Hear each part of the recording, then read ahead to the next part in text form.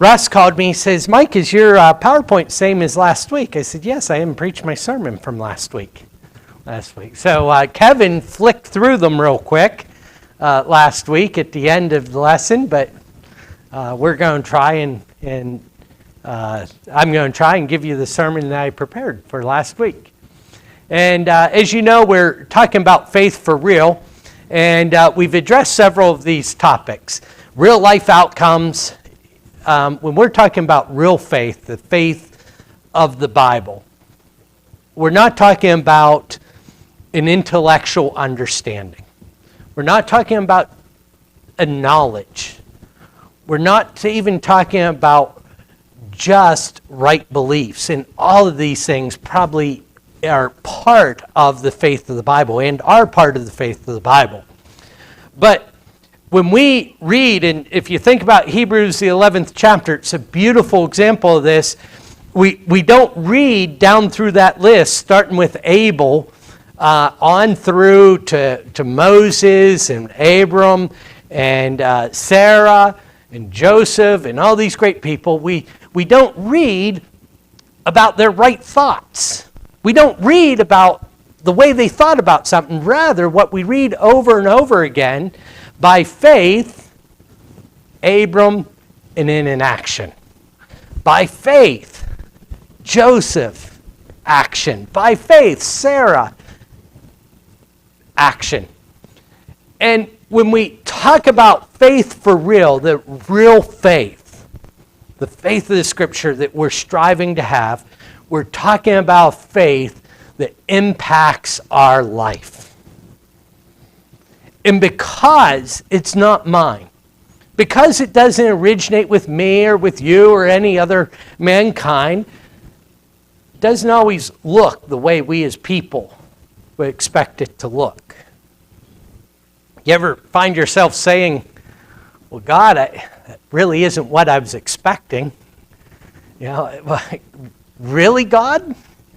You know, we're in Exodus 5 there, we're reading about these people, and we asked the question, I asked the question last Sunday morning, and I hope you asked the question to yourself, is there anything better in my life that should be better, could be better, that faith could positively impact? And we talked about those people in Exodus, the 5th chapter, where they're enslaved and their children are being killed. And for certain, their life could be better. Why wasn't it? In fact, why did they shirk? Why did they step back from the opportunities to be better and to have a better life? Well, as we think about that, God says, I'm going to bear you on eagle's wings. Well, that's kind of how Evie and I came from Du Bois down to here, right?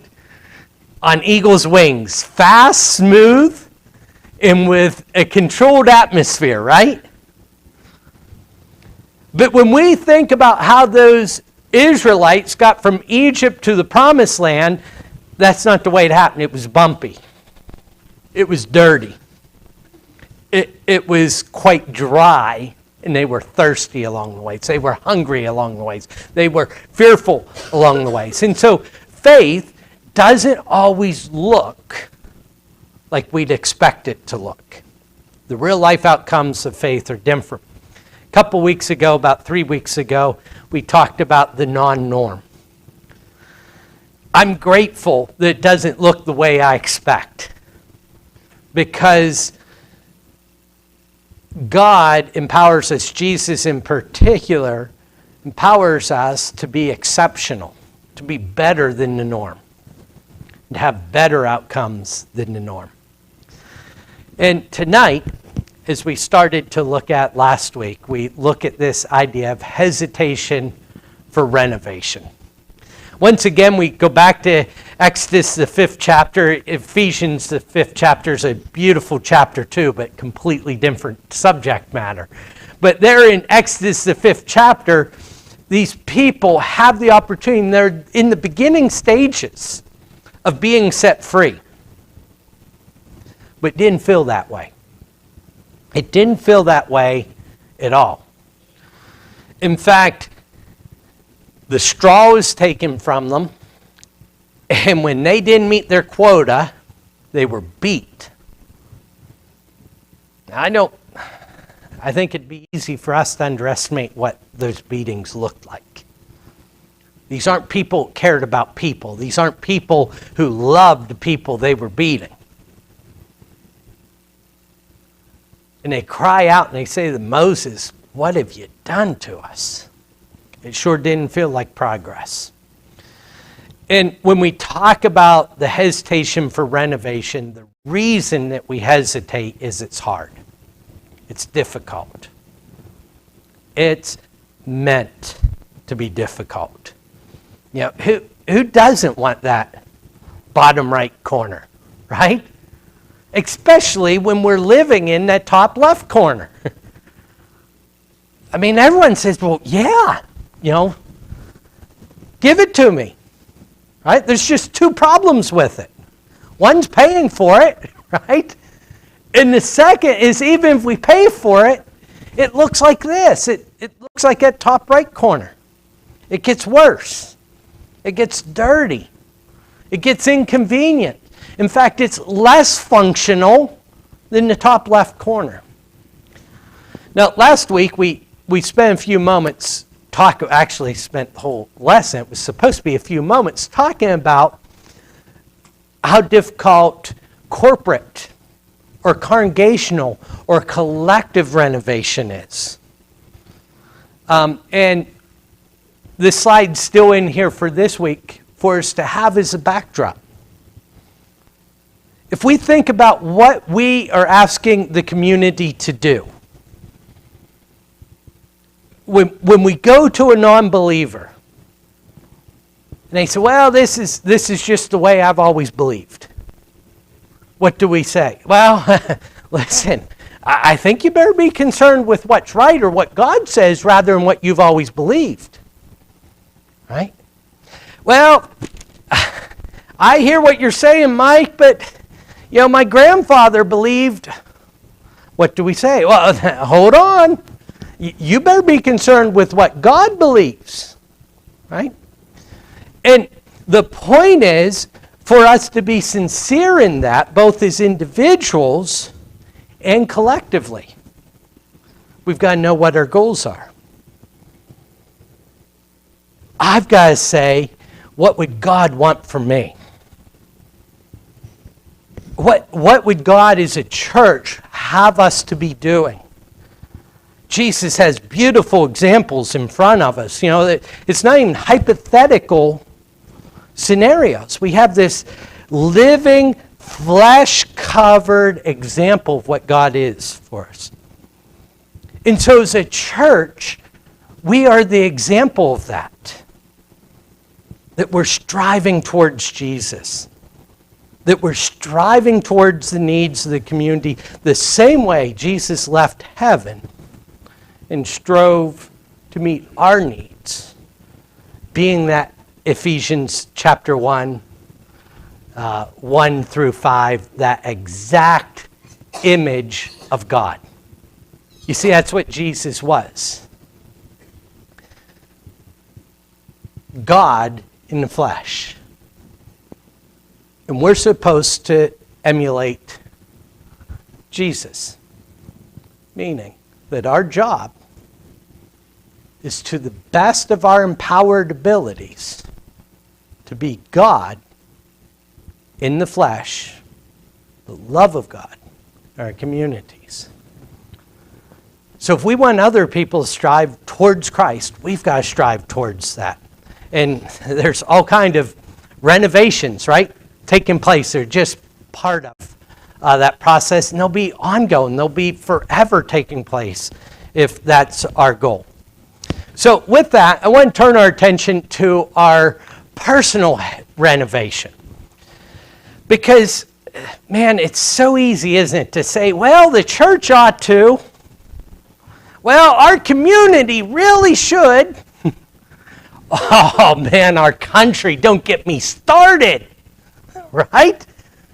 Oh, there's so much evil in the world, and it's easy to talk about. They go in any restaurant, go in any foyer, go in, right? Take a 5-minute drive with anyone, or turn the radio on, and you hear all these things, and those things are easy to talk about. Why? Because we're always talking about what someone else needs to do. When we're talking about improving the church, we're talking about what preacher needs to do. We're talking about what so-and-so needs to do. We're talking about what the people in the other pew need to do. When we're talking about our community, we're talking about everyone else, and same with the country, and on and on.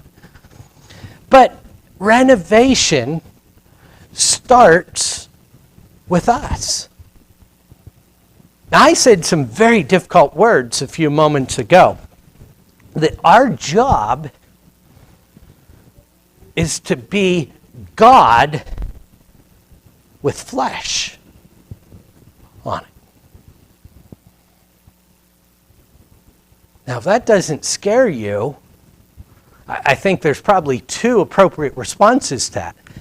Absolute and total fear, or say, man, Mike's completely wrong, right? I don't know. I don't think there is a third option to that, or we don't truly understand that. I cannot do that. I can't. And I'm willing to wager you can't either. Now, hold on, Mike. You just told me this is our purpose, and then you said we can't do it. Now you're defeatist. Here's what I can do, and I think it's what each one of us is asked to do to renovate our lives.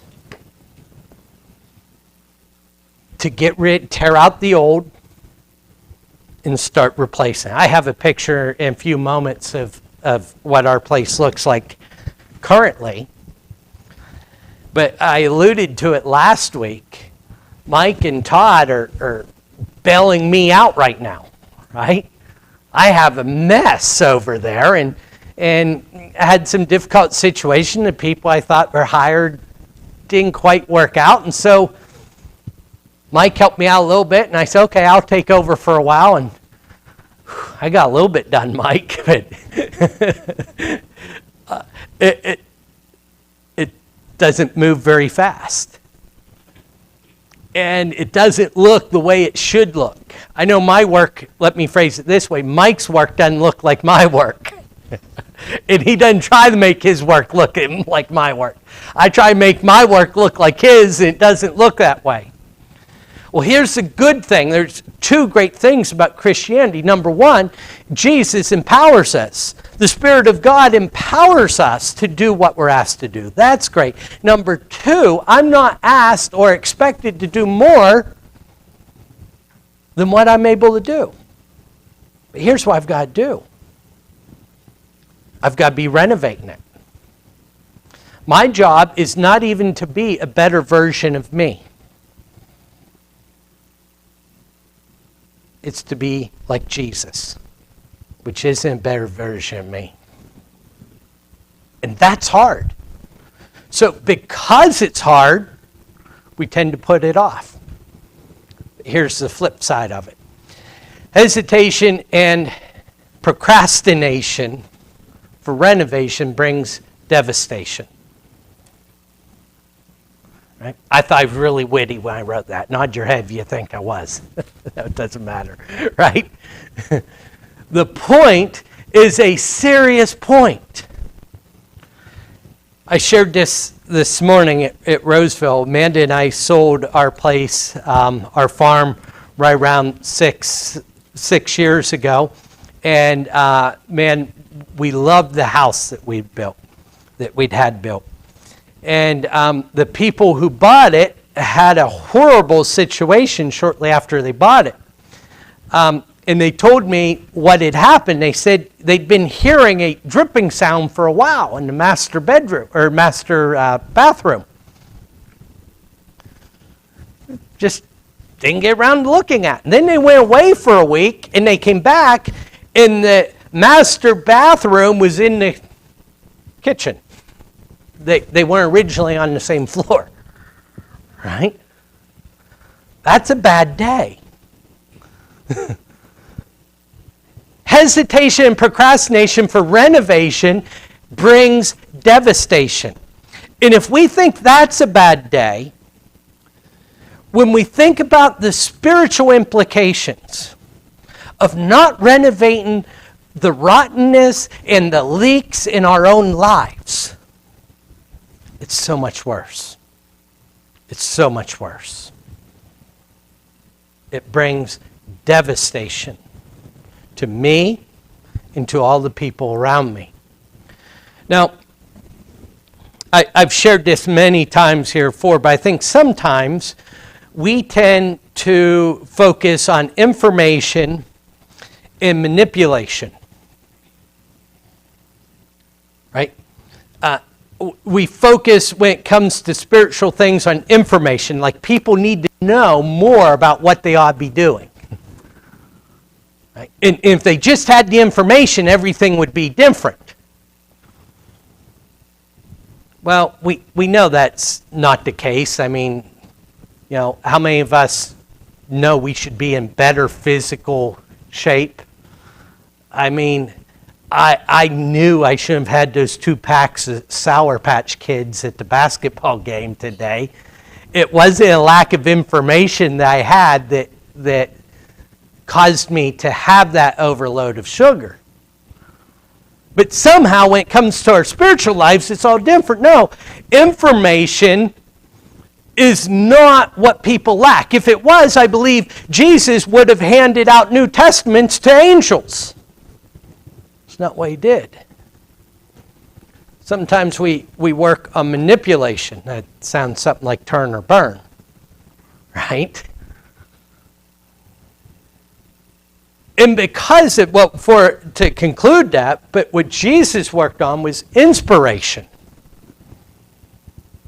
Did he provide information? Yes. But what he really provided was inspiration.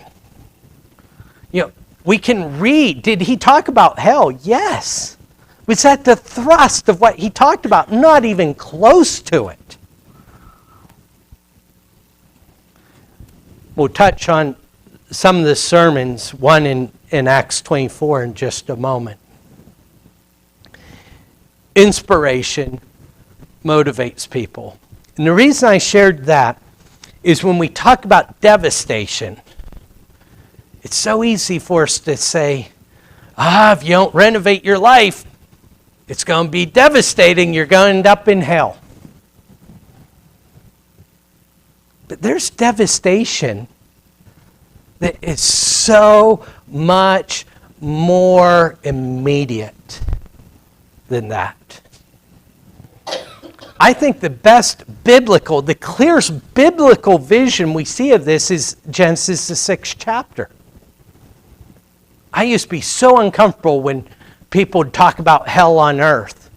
And I'm not near as uncomfortable with it now because I think that's what we see in Genesis, the 6th chapter. The complete absence of God in the reigning of evil on earth.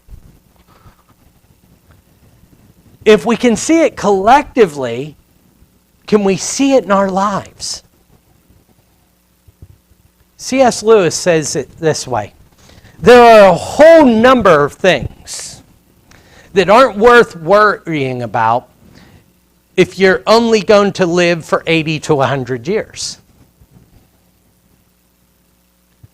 But there's a whole nother list of things that we must absolutely be concerned about if we're going to exist for all of eternity. And here's what he's getting at. I'm always progressing somewhere. You see, we talk about being stagnant, and I think for short periods of time we can be stagnant. But what happens to stagnant water? It doesn't remain the same, does it? And our lives are like that in every way. I'm either progressing in positive ways or I'm progressing in evil ways. So it may be the case That if my anger is progressing just slightly, day by day, over the course of 80 years to 100 years, it wouldn't be that bad. But over the course of eternity, in C.S. Lewis's words, it would be sheer hell. Think about the individual, the rich man and Lazarus.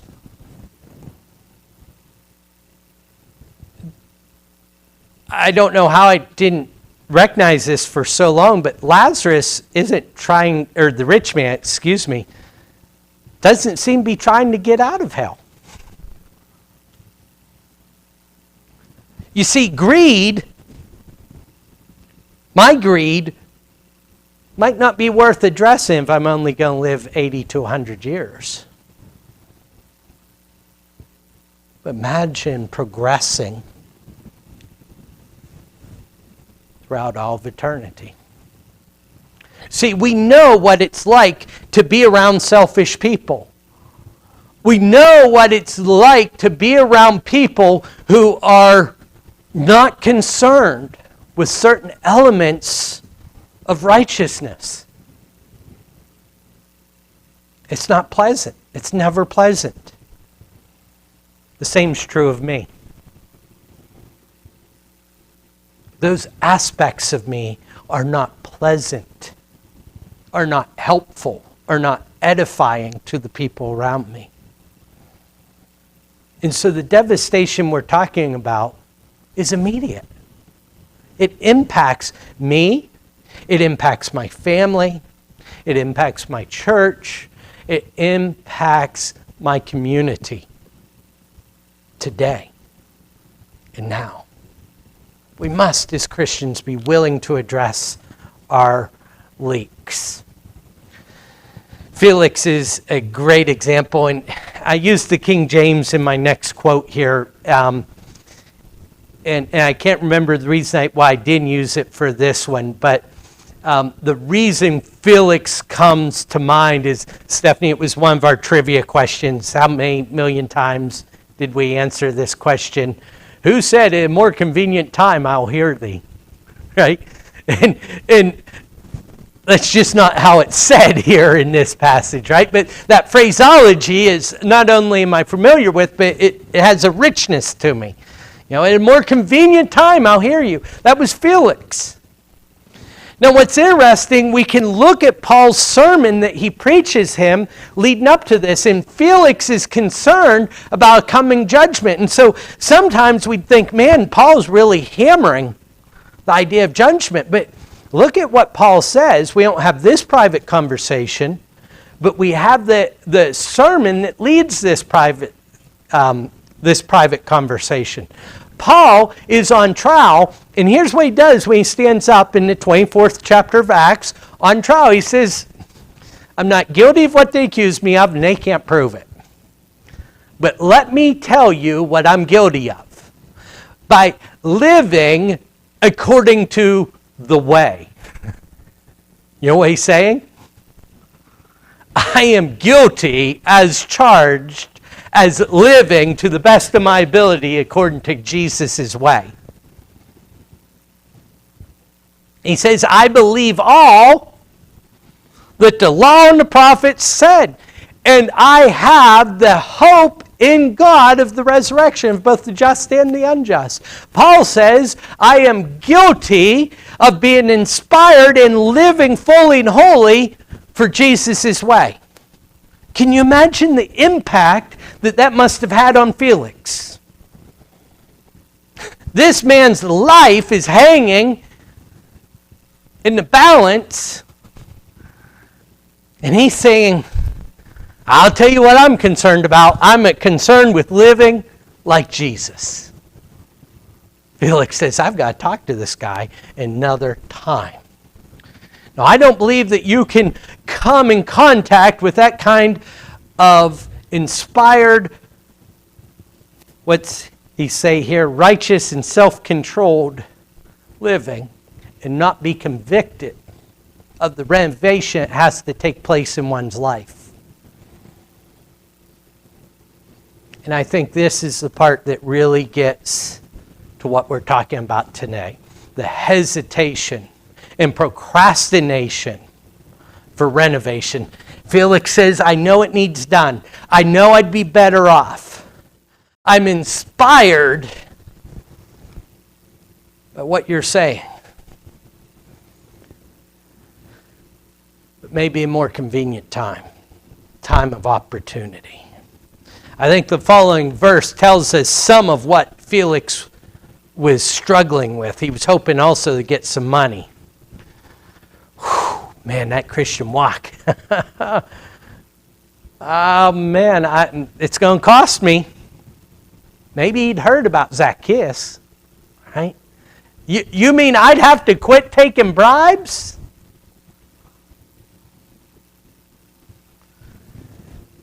Felix wasn't ready to get rid of the greed, the selfishness, the dishonesty, and all the things that he would have had to have tore out of his life in order to renovate. But lest we be too hard on Felix, I think we should be serious about the kind of sacrifice that would have demanded. You see, Felix understands, this isn't just about understandings. This just isn't about beliefs. This just isn't about something I do 1, 2, or 3 times a week. This is going to change my life. It's going to change everything about me. And I'm not sure I'm ready to give that up just yet. Hesitation and procrastination for renovation brings about devastation. Genesis, the 19th chapter. This passage that as a child I thought, man, God was so harsh. You mean she just looked back? I don't know how many of you are like this, but whatever you do, don't look over here, okay? Boy, not as many as I thought looked over there, but you sure do want to, don't you? I can see it in your faces. And if I were where you're at, I'd be looking over there. I thought, man, all she did was look back, and you're telling me, just for that? Boy, I better be shaking in my shoes. Peter tells us that Lot was a righteous man. That he was tormented day by day by the unrighteousness and wickedness that he saw around him.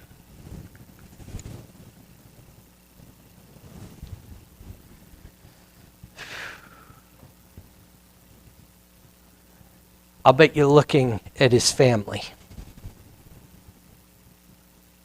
with his wife gone and his daughters and such, and himself. Well, let's not hold Lot blameless in what takes place after this. To the contrary, he is to blame.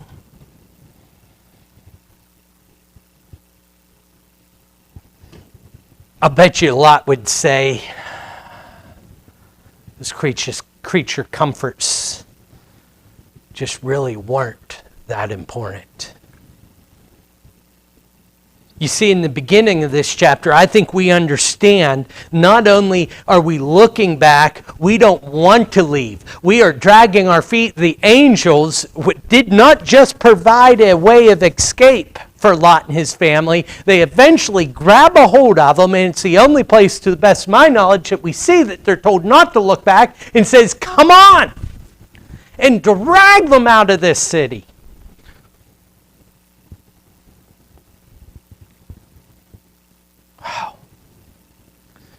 You see, here's why that's difficult. This is why it's difficult to come to grasp with that. And I think it's exactly why it's in Scripture. Because I'm not that different from Lot. The things in my life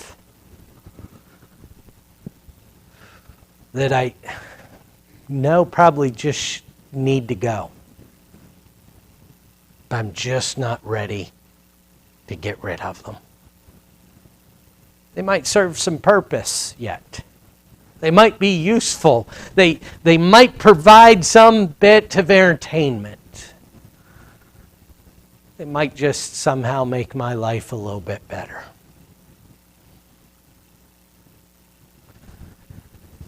There's a reason that God sent His Son,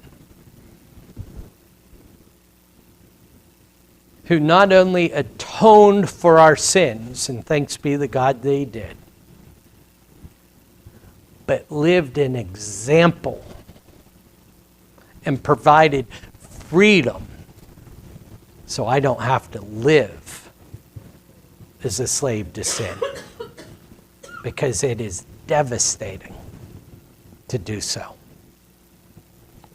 There's not a good that comes from it. I'll end tonight with the idea of tribulation of renovation. Why? We put back to Exodus, the 5th chapter, kind of that backdrop that we're using to kind of visualize through this. They're slaves. And we read from the 5th chapter where things are going bad, and even Moses says, God, why have you done this? You sent me down here to free them. Now they hate me and you, and you've not done a thing to free them yet. Not one of them's free. And chapter 6 starts with God saying, watch out, now you're going to see something, Moses. Right? But even after, I understand chapter 5, they're like, no, what are you doing, man? This is going nowhere but bad. But even once they're removed from Egypt, even with those 10 plagues, really right up till they're dead, they're saying, let's go back. Man, at least in slavery, I knew what to expect. What? But here's the amazing part. Not that they would say that, but that I would say it, that you might say it. You see, that's why it's there. Did it happen? Yes. But it's there for me to understand this point. Renovation's difficult. It's hard. We all want that.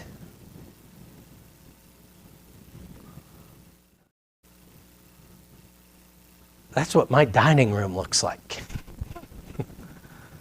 Right? And that was after we cleaned up a good bit. Right? What's the dining room have to do with the bathroom? Well, it's directly below the bathroom. Right? And I mean, we normally, I'd say on average, almost every week we have someone into our house.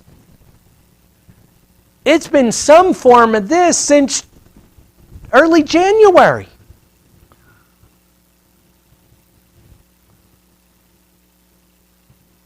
Sometimes we've got to go backwards to go forwards. A lot of what we have in our lives that's ungodly are coping mechanisms. They're what we've done our whole lives. They're what we're comfortable with. They're what we know. It gets real uncomfortable to not be doing that. In some ways, we may even become less functional in the short term. Let's make sure that the tribulation of renovation never stops us from doing what's right. I mean, Paul was a tremendous example. He had everything going for him. And do you think his life got easier when he obeyed the gospel? No. But here's the thing. When it comes to renovation, we know it needs to happen. And gentlemen, for those of us that are a little thicker skulled, That's why we have wives, to remind us and to tell us that needs to happen. Have you done that yet? That needs to be done. Right? And Paul didn't have a wife, but he had that notion, the goads. Right? The prick. There's several different things it could have been. The easiest form's a stick. You're going the wrong way, ox. You're going the wrong way.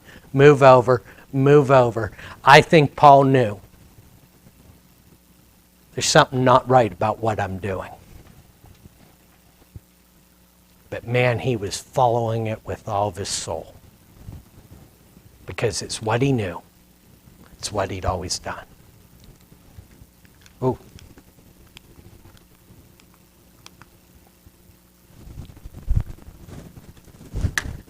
I added a slide that I didn't put on Google Drive. It's a simple slide, so you can use your imagination. It really just said this: Jesus is greater. And that's what the book of Hebrews is about, right? And it was to the Hebrew Christians saying, don't go back to Judaism, don't go back to what you know, don't go back to what you had. Jesus is greater. That's what Paul had to deal with. He gave all that up, but you know what he never, ever backed away from after that? Jesus is greater. I don't know what your struggles are. I know you have struggles. Remember, Jesus is greater. If there's any way we can help you follow him with every ounce of your being,